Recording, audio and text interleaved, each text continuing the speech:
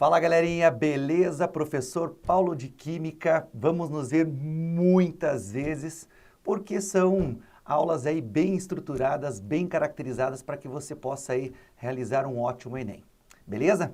Então, nós vamos trabalhar com alguns tópicos importantes, alguns temas relevantes aí que são muito cobrados aí em provas, em concursos, inclusive no Enem, beleza?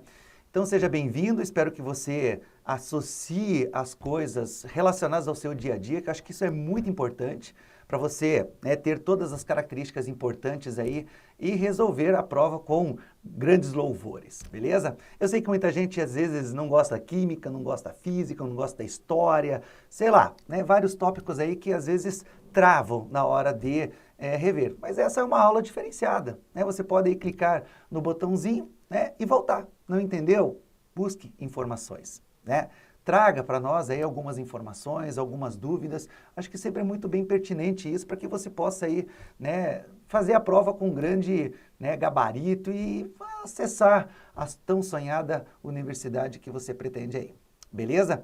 Então eu vou trabalhar com os tópicos aí, com os temas das aulas. Tem o PowerPoint aí, tá em PDF. Você pode rabiscar, que é uma técnica muito importante para você já associar a técnica do estudo à resolução da questão. Canetinha sempre na mão, um caderninho aí do ladinho para fazer algumas anotações no próprio material, você que escolhe, certo? A gente vai rever todos os principais tópicos aí, os mais importantes e talvez aqueles não tão assim importantes que está na matriz curricular, vamos dizer assim, mas às vezes nem é cobrado muito no Enem. Mas a gente tem que passar, vai que a gente não sabe o que a prova nos espera.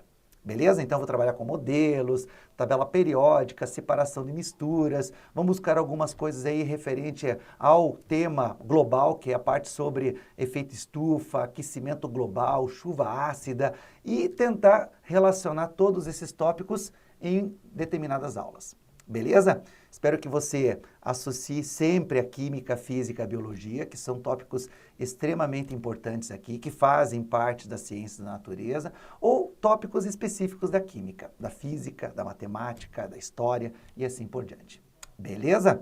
Então, nossa primeira aula hoje é a parte sobre modelos atômicos, beleza? Desde Dalton até o modelo atômico atual. Depois a gente faz um meio termo aí para poder relacionar esses modelos com algumas características atômicas propriamente ditas. Beleza? Então vamos lá. Ó.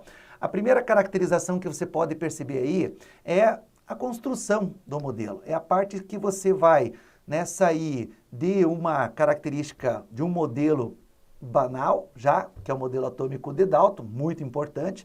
Tanto é que Dalton já deu a característica do daltonismo. Guarde bem isso, daltonismo veio do Dalton. Então é que o problema aí de certas, não é problema, uma deficiência que certas pessoas têm de visualizar as cores, Às vezes troca as cores ou enxerga uma cor só. Então ele, além dos contextos químicos, ele também deu um grande avanço aí na parte da medicina, caracterizando essa deficiência que ele batizou pelo seu próprio nome, o daltonismo. Beleza? Aí veio o modelo atômico de Thomson, muito importante aqui, deixa até aí já gravando algumas importantes, palavras, a parte cargas, que você já sabe a carga positiva e a carga negativa, certo? A carga negativa, o elétron, beleza? Guarde isso, Modelo atômico de Dalton é o das bolas. Beleza?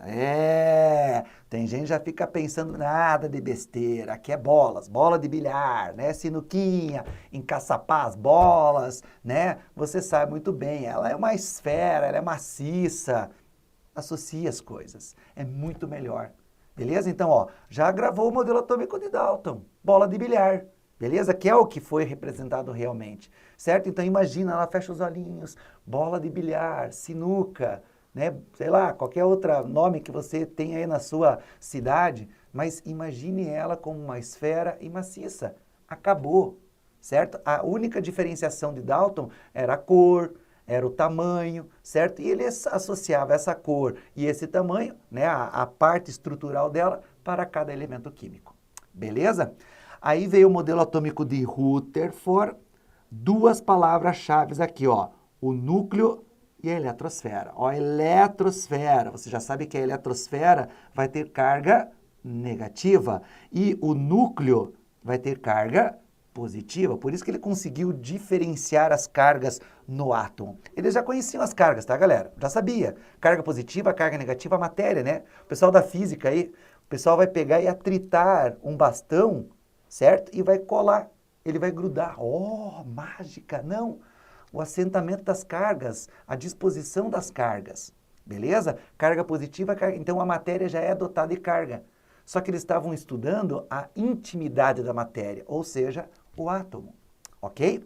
Depois veio o modelo atômico de Bohr, que dividiu a eletrosfera exclusivamente, ó, uma caracteriza a outra, em o quê? Em níveis de energia. Certo?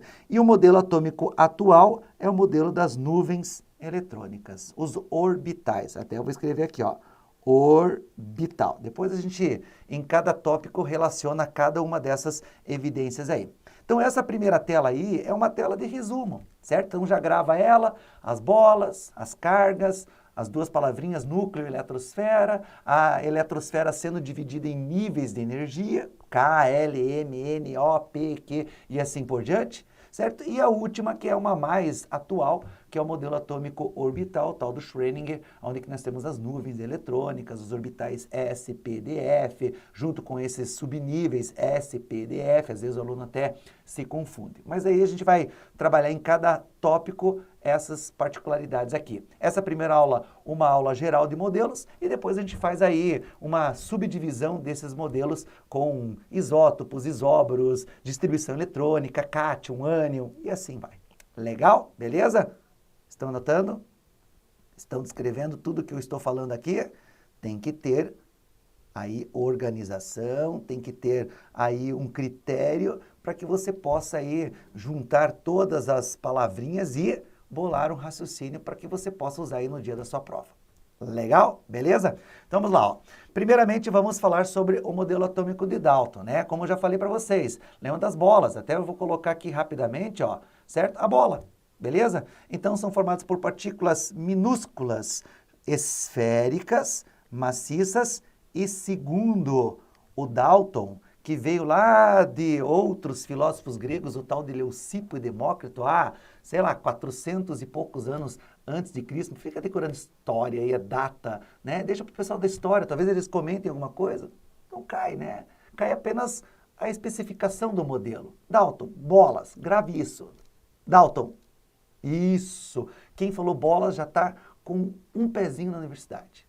Bom se fosse, né? Tão fácil assim. Beleza? Mas vamos tornar isso bem fácil mesmo, certo? Ó, tô vendo até uma água ali do lado, ó. Tá com sede? Vai lá beber água. Beleza? Tá ali, ó. Ó, aqui, ó.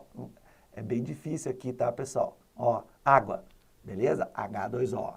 Legal? Então, a água formada por um átomo de oxigênio e 2 átomos de hidrogênio. Mas para Dalton, era uma bolinha e 2 bolinhas. Entendeu? Porque ele não tinha cunho tecnológico para poder estudar. Hoje o pessoal ainda nem tem tanta tecnologia, certo? Imagina naquela época, 1800 ela vai bolinha, Dalton. Isso. Sempre fala bolas, Dalton. Dalton, bolas. Fácil, né? Agora, eram esferas, eram maciças e eram indivisíveis. Por quê? Porque o Leucipo e o Demócrito, que foram os 2 filósofos, eles que deram a primeira denominação da palavra átomo. Divide, quebra, significa não. E tomo, em grego, significa o quê? Divisão. Então, átomo significa o quê? Não divisão. Ou seja, indivisível. Não é mais, porque eles já dividiram em núcleo, eletrosfera. Certo? Então, o modelo atômico de Dalton, ele foi importante para aquela época, mas agora não é mais. Legal? Agora, os átomos apresentam, né, mesma massa, são átomos iguais. Se eles apresentam massas diferentes, eles são átomos diferentes. Olha que mágico!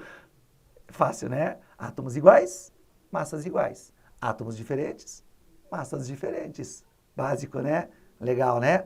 Agora, a caracterização é que eles poderiam se ligar para formar o quê? As moléculas. Então, essa é a denominação para o modelo atômico de Dalton. Aí nós temos o modelo atômico de Thomson, certo? Aonde que o átomo passou a ser agora divisível, certo? Porque já tem carga positiva e carga negativa. Esse maciço aqui, ó, não é realmente maciço, tá? É uma denominação, porque nós caracterizamos o modelo atômico de Thomson como sendo quem? O pudim de passas, certo? Tá aqui, ó, um pudim. E o pudim, a princípio, se você observar ele é maciço. Eles não tinham essa, né? Eu não sei que na época eles usavam, né? Se era fumado, cheirado, bebido, sei lá o que os caras ficavam loucão e imaginavam uma bola de bilhar, um pudim de passas, um sistema planetário. Caraca! Beleza? Então, nós temos que, né, denominar essas especificações de uma maneira um pouquinho mais detalhada. Então, é um pudim, pensa um pudim. Posso dar uma outra ideia para você anotar no seu material? Um panetone, lógico, não vai cair panetone na tua prova, né, o cara? Certo? Então vai cair o que lá? Vai cair o pudim. Imagine um pudim que é mole, doce, sei lá, você pode dar qualquer, não vai cair também, mas você pensa num pudim. Tudo bem? Guarde bem isso. Agora, ele corresponde a uma imensa massa positiva, por isso que eu falei para vocês, ó, ele caracterizou a parte sobre o que? As cargas. Essa é a parte importante. Beleza? Então, nós temos que evidenciar essas palavras específicas aqui. Dalton, bolas. Thomson, cargas. Que carga, professor? A positiva e a negativa. Olha que fácil. Tranquilo? É fácil? É fácil. Só que você tem que colocar caneta no papel. Legal? Agora, esse pudim de passas, como você tem aqui, ó, tem uma massa positiva, mas também nós temos as cargas, o quê? Negativas. E isso faz com que o sistema seja um sistema eletricamente o quê? Neutro. Por quê? Porque o número de cargas positivas sempre tem que ser igual ao número de cargas negativas, que você já conhece, próton é igual a elétron, certo? Que daí a gente usa o elétron pelo número de prótons para poder fazer o quê? A distribuição eletrônica. Diagrama de Linus-Pauling, uma próxima aula. Legal? Agora só diferenciar cada uma dessas especificações. Aí eu trouxe para vocês os experimentos aqui, ó, certo? Aqui ele fez para caracterizar essas cargas, né, que na realidade o Thomson, ele é o pai do elétron. Então essas ampolas, elas foram criadas para determinar essas evidências de carga. Então o que que ele fez? Ele ligou, aqui dentro nós temos um gás rarefeito, certo? Não precisa saber dele. Ele ligou, né, esse aqui numa bateria, tudo bem? De alta voltagem. E por detrás do cátodo, repita comigo, por detrás do... Isso, quem falou, legal. Quem não falou, não vai passar. Tem que ter como se tivesse o professor em sala de aula normal. Cátodo, beleza? Então, vou repetir. Por detrás do... Isso, cátodo. Por quê? Por trás do cátodo surgiu esse feixe luminoso que vocês estão vendo ali, ó. Certo? Tá vendo esse verde aí, ó? Então, por detrás do cátodo saiu esse feixe. E esse feixe, ele chamou do quê? De raios catódicos. O que que são raios catódicos? São raios que saíram por detrás do cátodo. E esse cátodo tinha carga negativa. Opa, se tem carga negativa, ele está indo para o lado oposto, ó, porque ele está fazendo esse sentido. Beleza? Se ele está fazendo esse sentido, ele está indo ao contrário à carga negativa. Ou seja, ele está indo para um lado positivo. Mas, professor, o polo positivo está aqui embaixo, não me interessa onde que está. O polo positivo poderia estar aqui, ó. Porque o gás, né, essa luz, esse feixe de raios catódicos, ele sai em alta velocidade, velocidade da luz. Então, esse polo aqui não vai fazer muita interferência, ele só vai puxar. Como é luz, ele vai passar reto. Por quê? Porque ele caracteriza um movimento, que eu já vou colocar para vocês. E esses raios catódicos, como estão indo em sentido oposto ao polo negativo, ele só pode ter carga negativa também. Porque os de cargas negativas, negativo com negativo, se repelem. Por isso que ele está indo para o lado direito dessa ampola, certo? E essa carga negativa, ele batizou do quê? De elétron. E aí nasceu a carga elétron. Ou seja, o elétron que tem carga negativa, certo? Já caiu algumas provas aqui, dizia assim, um tubo de televisão. O tubo de televisão é a ampola de Thomson. Guarde isso. Certo? Você tem a tela, essa tela, se você chegar bem próximo, mais aquelas telas antigas, aquelas de tubo, Se você vê, tem várias, né, várias linhas horizontais e verticais. O que são essas telas? São cargas positivas. O que sai lá de trás? Um feixe de elétrons. E quando parte para o tubo, para a imagem, para a tela inicial, você tem o quê? A formação da imagem. Beleza? Então, os elétrons que têm carga negativa se espalham numa tela que tem carga positiva, que é o que está ali. Por isso que aquele polo que está embaixo aqui, ó, ele poderia estar aqui. Beleza? Então, cada um tem um desenho específico aí. Agora, ele caracterizou essa cruzinha aqui, ó, que a gente chama de cruz de Malta, para caracterizar o quê? O movimento. Certo? E esse movimento em linha reta. Certo? Então, movimento em linha reta. Formou a imagem dessa cruz de Malta no lado oposto da emissão desses raios catódicos. Quem são os raios catódicos? Os elétrons. Onde que nós encontramos os elétrons? Na televisão. Beleza? Aquela antiga. Aqui embaixo, ele usou uma ventoinha para caracterizar o quê? A massa. Por quê? Dois corpos não ocupam o mesmo lugar no espaço. Se fosse luz, luz você sabe que é energia. Então, energia é uma onda, e onda não tem massa. Mas por que aquela ventoinha está se movimentando? Porque não é um simples feixe, não é só luz, ele possui carga, certo? Por isso são raios catódicos, é um feixe de elétrons que tem carga. Desprezível, mas tem. E o último, ele utilizou uma placa positiva, uma placa negativa, ou seja, polos, para caracterizar o verdadeiro movimento. E a verdadeira carga, por quê? Então aqui ele caracterizou a real carga, o quê? Negativa. Por quê? Porque os raios catódicos, que são feixes de carga negativa, que se movimentam em linha reta, possuem massa e se desviam para o lado positivo. Opa! Se tem alguém indo para o lado positivo, é porque só pode ter carga negativa. Legal? Tranquilo, né? Então, esses são os 3 experimentos. Esse é um tópico um pouquinho mais detalhado, tá, meu querido? É muito impossível, não vou dizer impossível, mas é raro cair questões assim sobre essas ampolas. Agora, se cair, você tem uma questão a mais do que o seu concorrente.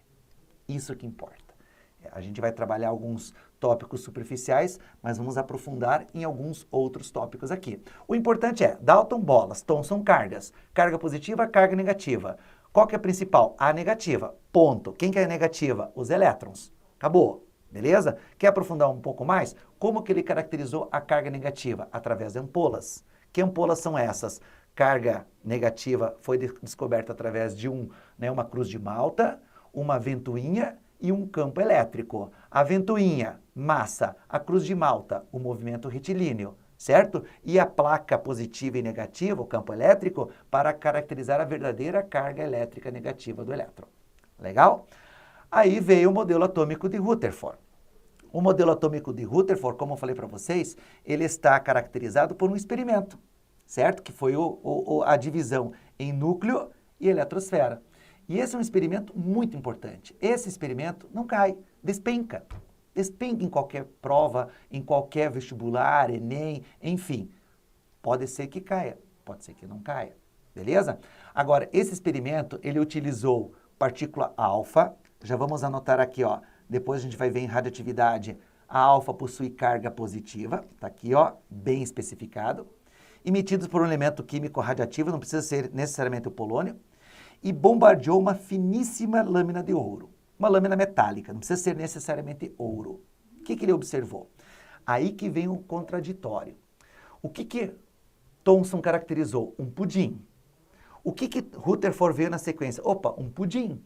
Então, é um mole, vamos dizer assim, como muitos alunos especificam isso, certo? Que agora foi bombardeado com partícula alfa em altíssima velocidade. É praticamente 3.000 quilômetros por segundo, meu querido, minha querida. Beleza? Então, imagine o cara pegar a partícula alfa e metralhar um pudim. É como se pegasse uma metralhadora mesmo e num pudim. As balas não passariam? Passariam, certo? Algumas poderiam desviar. Por quê? Porque a partícula alfa tem carga positiva. Não tem carga positiva no átomo, segundo o modelo atômico de Thomson também? Tem. E positivo com positivo, o que acontece? Se repele. Então, segundo a ideia de Rutherford, que ele estava prevendo, é que as partículas iam passar. Iam passar. Mas o que que ele observou? Aí que vem a grande charada do modelo atômico de Rutherford. Olha só, eu trouxe o experimento, ó. O polônio, não precisa ser necessariamente o polônio, colocado num chumbo, porque, né, você sabe que os elementos radiativos, eles emitem radiações e essas radiações podem causar câncer, então o chumbo bloqueia isso. Ele selecionou, né, por uma fenda essas partículas e a direcionou em quem? Em uma lâmina de ouro, certo? Ao redor ele colocou uma placa de sulfeto de zinco, que é fosforescente, porque a partícula alfa não tem cor, né? Ela é invisível. Consequentemente, para onde que eles estão indo? Então, com os pontos, o que que ele observou? Ó, que elas passaram. Algumas se desviavam. Foca, parou. Isso. Ah, viu como a tecnologia é legal? Bacana, né? Vocês perceberam ali? Não percebeu? Volta. Eu falei, parou. Essa imagem que eu pedi para parar é quando ele percebeu que o modelo era o pudim, que as partículas iam passar. Algumas iam se desviar, porque a partícula alfa é carga positiva e a partícula alfa, né, o átomo é carga positiva, tem carga positiva segundo o modelo, e a partícula alfa é positiva também. Então, positivo com positivo se repelem. Então, ele percebeu, né, deixa eu voltar lá, ó, ele percebeu que essas partículas, ó, se desviavam. Elas passaram reto, mas elas se desviavam também. Agora, qual foi a grande observação do modelo atômico de Rutherford? Que algumas partículas voltaram. Aí que mudou completamente a noção de modelo do pudim de passas. Porque a partícula alfa vinha e pá, batia e voltava. Opa, tá batendo em alguém. Porque a partícula alfa, além de ter carga positiva, ela também tem massa. E uma massa batendo em... Opa, tem que bater em alguém que tem massa também. Em massa com massa, por que bateu e voltou? Porque tem alta densidade. E essa alta densidade que tem carga positiva também, porque estava repelindo as partículas alfas, ele batizou do quê? Do núcleo. E por onde que elas passavam? Pela eletrosfera. Por isso que ele dividiu o átomo de Thomson em núcleo e eletrosfera. Beleza? Agora as cargas, praticamente elas foram divididas dentro do modelo atômico de Thomson, que tem só cargas, agora elas estão divididas e colocadas em lugares apropriados. O núcleo, que tem carga positiva, que estava desviando a partícula alfa, e a eletrosfera, por onde que é um imenso espaço vazio, né? A gente pode até denominar o núcleo é infinitamente pequeno em relação à eletrosfera. É como se fosse, por exemplo, uma cabeça de alfinete, e a primeira camada que a gente vai ver no modelo atômico de Bohr fosse, por exemplo, lá em São Paulo. Estou em Curitiba, lá em São Paulo fosse a primeira camada. Então, existe uma grande distância entre uma camada e a outra dentro da eletrosfera. Ok? Agora, quais foram as conclusões que ele teve? Então, a grande maioria das partículas alfas passavam livremente, certo? Poucas desviavam da sua trajetória, porque batiam aonde? Batiam no núcleo, muito bem, que também tem carga positiva, certo? E poucas voltavam porque também existe o grande espaço vazio. E com isso, ele dividiu o átomo em duas regiões, o núcleo e a eletrosfera. Aqui os núcleos, o núcleo é formado por prótons que tem que ter carga positiva e os nêutrons não têm carga, tá, meu querido? Tá? Aparente, ok? Eles possuem carga positiva e carga negativa. Depois a gente vai ver isso na radioatividade. Mas agora, nêutron, nulo, beleza? Sem carga, aparente. Por quê? Porque imagine um pequeno ponto cheio de carga positiva. Positiva com positiva, o que acontece? Se repele. Então, o que ia acontecer com o núcleo? Ele explodir. Ele não explode porque os nêutrons minimizam essas repulsões aí. Legal? Agora, tá aí, ó, chamado de sistema planetário, certo? Então, existe uma região central que ele batizou de núcleo, onde nós encontramos os prótons e os nêutrons, e os elétrons giram ao redor na eletrosfera. Por isso que ele ficou conhecido como sistema planetário. Mas, meu querido, destaque bem aí, não aplique a definição de planetário para o átomo, tá? Porque, segundo os físicos, porque sistema planetário são os planetas girando em órbitas elípticas. O modelo é órbitas circulares, tá? Beleza? Essa ressalva tem que ser bem caracterizada aí, tá? Evidencie bem no seu material. Não vai ter em camadas, em níveis, órbitas elípticas. As elípticas são nos subníveis. Cuidado, hein? Cuidado. Geralmente eles querem fazer essa pegadinha aí. Os elétrons descrevem órbitas elípticas ao redor do núcleo. Jamais. Ok? Sempre órbitas circulares. Qual modelo? Qualquer um que você tiver de camada. Beleza? Ou seja, Dalton não vai mencionar isso, porque Dalton é bola. Pareceu camada, já está errado. Estão entendendo? Porque eles fazem questões cronológicas. Então eles colocam Dalton, sobre o modelo atômico de Dalton. Então só especifique Dalton. Ah, é formado núcleo por próton. Dalton falava por núcleo, por próton. Não, Dalton, bolas. Ah, o modelo atômico de Thomson, as camadas. Não, Thomson não tem camada, só tem carga positiva. Entenderam? Então, cada modelo tem que estar na sua ordem cronológica aí. Legal? Agora, o modelo atômico de Niels Bohr. Esse é um dos mais importantes. Ele foi baseado no espectro de hidrogênio, aí não precisa saber muita coisa, pela teoria de Max Planck. Ele propôs que o átomo é dividido em níveis de energia, camadas energéticas. Quais são essas camadas? K, L, M, N, O, P, Q. E se você quiser colocar a R, fique à vontade. Sério, professor? Sério? Tem a camada R? Tem. R, S, T. São infinitas as camadas, que fique bem claro. Mas a gente só vai especificar a que são hoje, né, teoricamente, pelos modelos ou pelos átomos conhecidos, que são 120, 122, enfim, são 116 os oficiais. Aí tem os que não são oficiais, que vocês podem até ver em questões assim como de vestibulares mais concorridos, como ITA, Unicamp, FUVEST, que eles cobram a distribuição eletrônica do átomo 123. Sério que eles... Por que não? Diagrama de Linus-Pauling é infinito também. Depois a gente vai mostrar isso para vocês.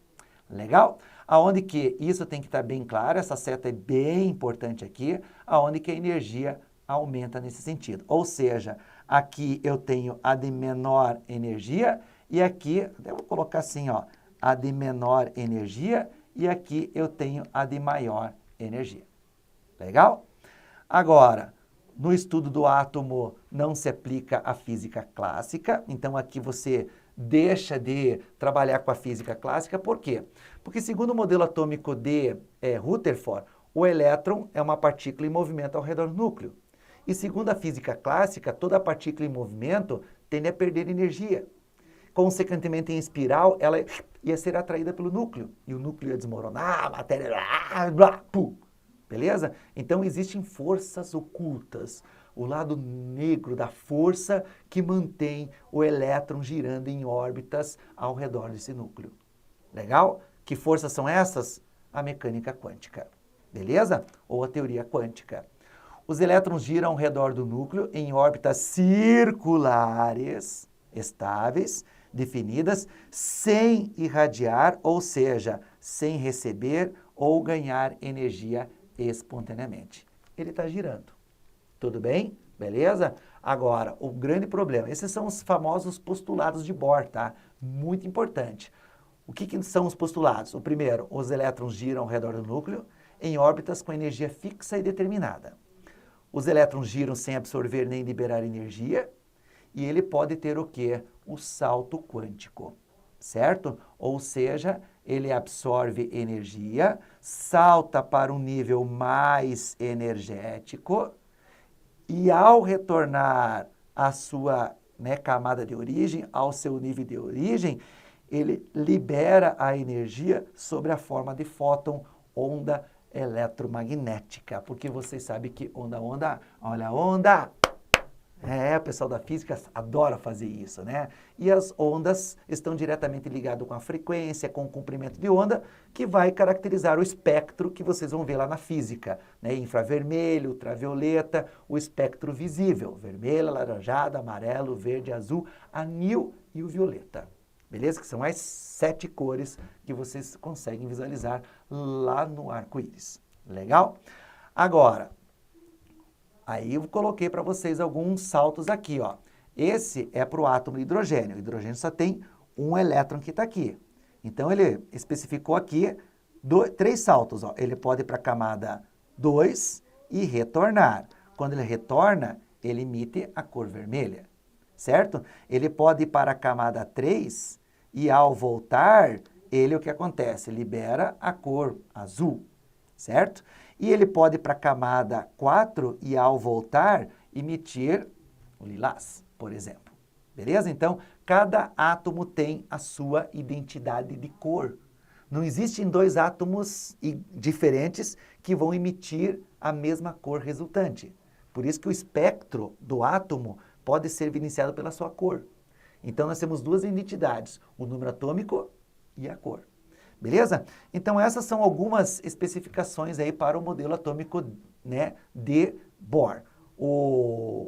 As camadas, as divisões em níveis de energia, essas camadas, cada camada tem a sua energia fixa e determinada, o elétron gira sem absorver nem liberar energia e ele pode realizar o salto, que a gente chama de estado excitado. É você tirar ele de uma camada de menos energia para uma camada de mais energia. Só que ele não tende a ficar nessa camada de maior energia, ele tende a retornar. E quando ele retorna, o que acontece? Ele libera energia na forma de fóton, onda eletromagnética, luz visível, enfim. O espectro, que quando o pessoal da física comentar, você associa aos saltos quânticos que nós estamos vendo aqui no modelo atômico de Bohr. Legal? Eu trouxe para vocês uma questãozinha aqui só para a gente determinar aqui, ó. Certo? Ó. Considere o átomo como substância básica. Atribua V verdadeiro ou F falso às seguintes afirmativas. Primeiro, ó, de acordo com o modelo atômico de Rutherford, quem foi Rutherford? Núcleo e eletrosfera. Existem duas regiões distintas, o núcleo e a eletrosfera. Perfeitamente correto. Thomson propôs um modelo que descrevia o átomo quando sendo uma esfera carregada positivamente, na qual estariam incrustados os elétrons de carga negativa. Opa, Thomson não é carga? É.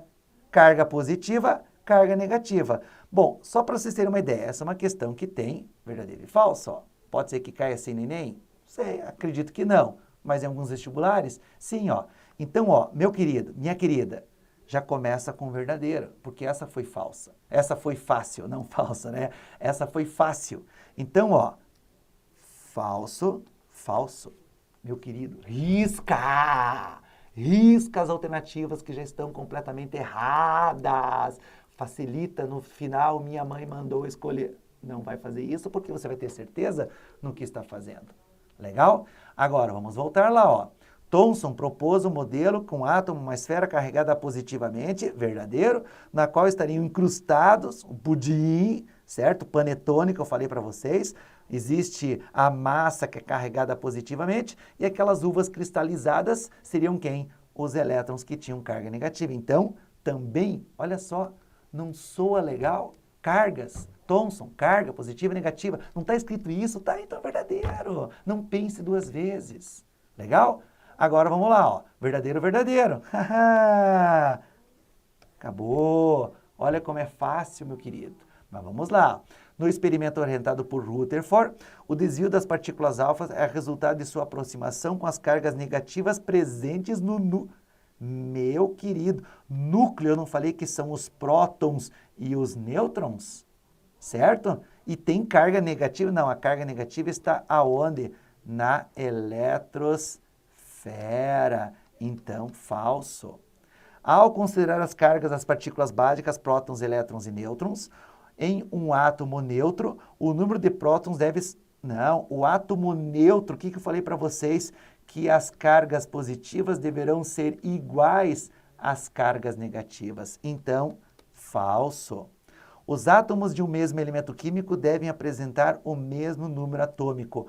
O número atômico é o número de prótons, certo? Então, verdadeiro, certo? Ó, beleza? Então, essa seria uma questãozinha só para a gente dar aquela, né, ressaltada. Depois a gente resolve mais, faz mais alguns critérios aí sobre os modelos.